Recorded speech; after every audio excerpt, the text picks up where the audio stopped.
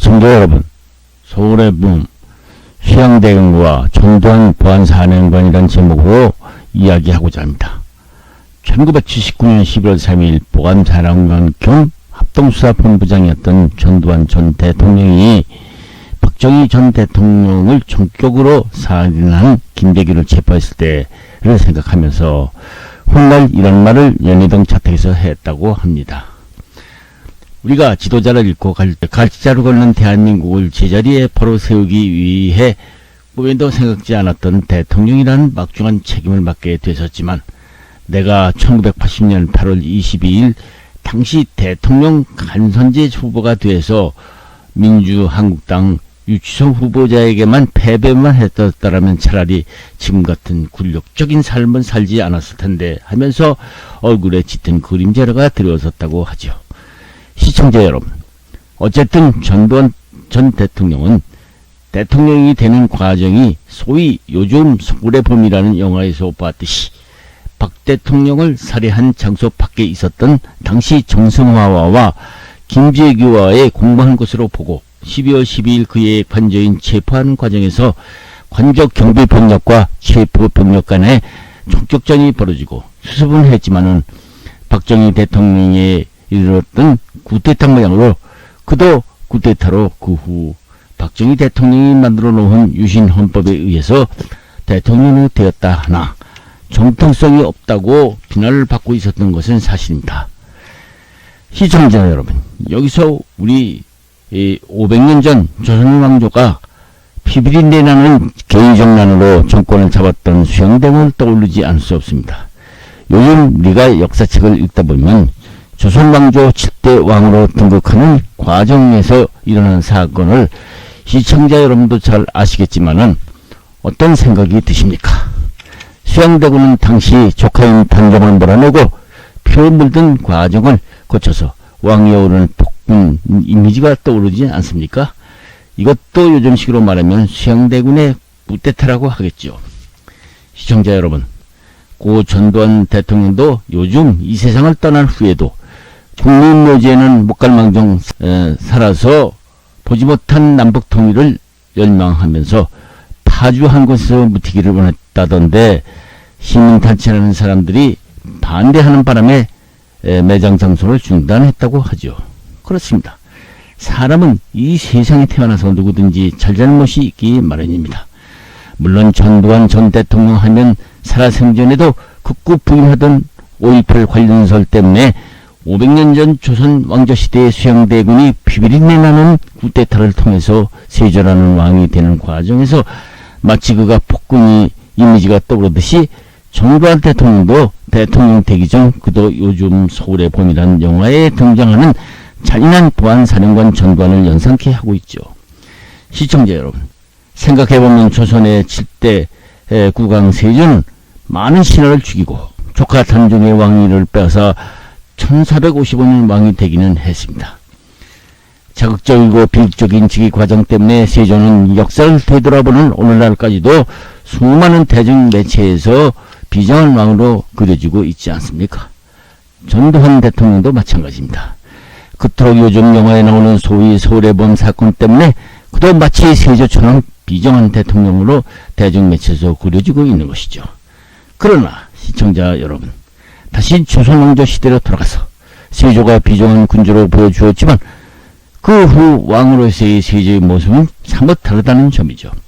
특히 정치, 문화적 면에서 기의중란으로 왕을 찬탈한 세조였지만 즉위 후에 불법적인 왕위 찬탈에 대한 비난으로 스스로 기록을 했고, 또 종족들로부터도 돈전을 받았지만 조선 500년의 기틀을 쌓은 토대를 만든 성문으로 남게 되었죠. 세조는 재임 중 조선이라는 나라가 과거 고구려 시절 만주땅까지 넓혔던 사실을 밝히기를 위해서 동국통감이라는 것을 완성시켰고, 경장선 같은 것과 어려운 불경을 한글로 풀이하는 식의 불교언해라든가 당시 조선의 유교적인 가치를 둔 사회로 신하들의 반대에도 불구하고 속보상절, 원인속보 등 불교 서적을 출판시키기도 하였죠. 시청자 여러분, 세조 얘기는 그만하고 서울의 봄이라는 영화에서 보았듯이 그토록 비정한 대통령으로 비춰져 있던 전두환 보안사령관이 대통령이 된 후 어찌되었든 대통령으로서의 대통령 지인도 전두환의 모습은 세조 못지 않게 다르다는 점이죠. 다음은 전두환 대통령이 재직 시절 남긴 지적을 참고로 자료를 모아보았습니다. 한번 읽어보겠습니다. 첫째, 전두환 대통령은 박정희 대통령을 살해한 김재규와 살해 당시 김재규와 내탕하고 있었다고 의심받는 정성화 육군 참모총장을 체포하는 과정에서 일어난 12.12 사태와 박 대통령이 만들어 놓았던 유신헌법 개정이라는 시위가 전국에서 벌어지자 12.6 사태 이후에 사회적 혼란을 잠재운 점이 있고, 두 번째는 대통령 취임 후 전두환 대통령은 물가 안정과 경제 성장이라는 두 마리 토끼를 동시에 잡은 몇 안 되는 지도자 중 한 명이라고 알려져 있다는 것이고, 박정희 대통령은 경제 성장을 시켰지만 폭등하는 물가를 못 잡았고, 경상수지도 박정희 정권 18년 내내 적자였었지만 1980년 대한민국의 물가 상승을 무려 44%의 육박해를 잡았다는 것과, 박정희 대통령이 검사고 총력경백한 지도했던 것은 사실이지만 문제는 그걸 오히려 근건 전략의 도를 넘쳐서 흑백 TV 보기를 국민들한테 강요한 사소한 문제도 국민들에게 컬러 TV를 못 보게 했던 것과 흑백 TV만 보게 했다는 것입니다. 하지만 전두환 대통령은 1980년까지만 해도 무려 44%에 육박했던 물가 상승을 10% 미만에 낮췄고, 그러면서도 역대 정부 중 두 번째로 높은 연평균 경제 성장률 8.7%를 달성했으며 1986년 대한민국 역사상 최초로 경상수지 흑자를 달성했다는 것입니다.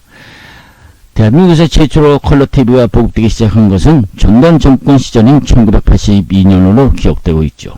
사람들은 경제 성장하면 박정희 대통령을 많이 떠올리지만 실질적으로 국민들의 삶이 나아지기 시작한 것은 전두환 정권 시절이었다고 하고 있습니다.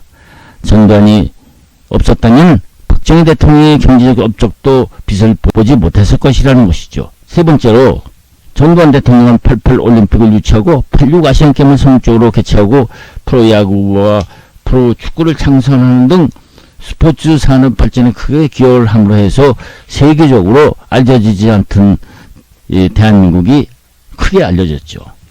전 대통령 임기 중인 1998년에 이루어진 서울올림픽을 통해서 대한민국의 국민 하나로 뭉쳤으며 대한민국의 국격이 그릇상이 되는 계기가 됐다는 것입니다. 박정희 대통령이 장기 집권 때문에 약속을 지키지 않았다고 비난이 그에 따랐었지만은 전 대통령은 7년 단임 약속을 지키고 명예롭게 퇴진한 점은 그의 순수한 면도 있다고 보고 있는 것이죠. 네 번째로 전두환 대통령은 두발 자유화, 교복 자유화, 해외여행 자유화, 야간 통지 폐지 등을 통해서 국민들의 편의에도 크게 기여했다는 것입니다. 박정희 대통령의 대표적인 실책 중에 하나인 장발 단속과 야간 통금제를 폐지한. 다섯 번째로 전두환 대통령은 1985년 강가산점제를 실시하는 등 특히 일선에서 고생하는 군인 장례 문제에도 많은 관심을 기울였던 인물로 알려져 있습니다. 그런데 이 군 가산점제를 김대중 정부 때인 1998년에 위헌이라고 하면서 없애버렸다는 사실입니다. 여섯 번째, 전두환 대통령은 해적 광캡을 처음으로 건설해서 IT 산업 인프라를 구축했다는 것과, 일곱 번째로 전 대통령은 과외금지 조치를 발표해서 사교육이 없는 대한민국을 위해서 야간 자율학습제를 만들어서 공교육 정상화 및 사교육비 절감에 기여했다는 것입니다. 야간 자율학습 대신 과외를 늘리면 오히려 사교육비가 늘어나고 공교육이 중단하는 역효과가 일어나기 때문이었죠. 공부는 스스로 하는 것이 아닙니까? 돈 많은 자식들은 학원이다, 과외다, 돈을 펑펑 써야 하는 오늘날 비대에 비하면은 역대 대통령 중에서 교육정책을 가장 잘한 인물로 알려져 있습니다. 여덟 번째, 전 대통령은 당시만 해도 불법적 깡패들이 판치는 세상이었는데 삼촌 교육들을 만들어서 사회질서를 어지럽히는 못된 들을 쳐놓고 참교육을 시켜서 치안을 90% 이상 끌어올렸다는 것이다. 9번째, 전두환 대통령은 1986년 북한이 금강산 상위에 8688 올림픽 파괴할 목적으로 댐을 건설했는데 하류에 평화댐을 건설해서 북한의 댐 방류에 대한 대비책을 세웠다고 알려져 있죠. 평화의 댐 덕분에 우리 서울이 북한 댐 방류로서 안전해질 수 있었던 것입니다. 10번째, 전 대통령은 8.15 해방 이후 최초로 일제식민지 지배에 대한 히로히토 일왕의 사죄를 받아내고 충남 천안에 독립기념관을 건설해서 독립운동가들의 넋을 기렸다는 사실입니다. 이상은 필자가 전두환 대통령의 지적을 조사한 내용입니다. 시청자 여러분, 비록 불법적인 왕위 찬탈로 괴로워했던 세조였지만 집권 초기 탄종포기 사건을 계기로 탄종에게 사역을 내려 죽게 한 세조가 스스로 괴로워서 한 기록이 남아있듯이 세간에 떠도는 전 대통령도 얼마나 가슴이 아팠겠습니까? 물론 자기에게 피해를 봤다는 사람들에게도 마음이 아팠었겠죠. 500년이 지난 조선의 7대 왕 세조는 피로 물들었던 즉위 과정에서 많은 한을 남겼지만 그를 진짜 폭군으로 알려진 영산군이나 광해군과는 달리 경기도 광주시 광릉에 잘 모시고 있죠. 그렇다고 영산군의 묘나 광해군의 묘도 전두환 대통령이 갈 곳을 자택에 봉헌한 것과는 사뭇 다르죠. 폭군으로 알려진 영산군의 묘도 서울 도봉구 방학상동 산 77번지에 있고 또 다른 폭군으로 알려진 광해군도 경기도 남양주시 진건읍 산이 있다고 하죠. 비록 폭군의 묘이지만 역사를 알아보는 사람이 많이 찾고 있다고 합니다. 500년 전 성군이나 폭군의 묘도 찾는 세상에 얼마 전 파주 시민 단체분들도 오죽하면 북한의 모인 땅에 묻히기를 원했나를 생각해서 고인의 무덤을 묻히게 하는 것도 괜찮느냐 하는 얘기가 여러 친구 모임에서 나온 말입니다. 이제는 저세상으로 간 사람인데 그만큼은 이해해야 되지 않겠느냐 하는 것이죠.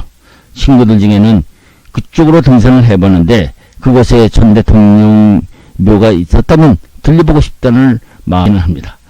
가끔 등산할 때면은 조선 왕조에서도 이 대조에 대립했던 정적 채용장군 묘도 경기도 고양시 덕양구 대치동 산 70번지에 있다면서 조선 태조 왕의 묘와 초라하기는 하지만 한 번씩 들려본다고 하면서 말입니다만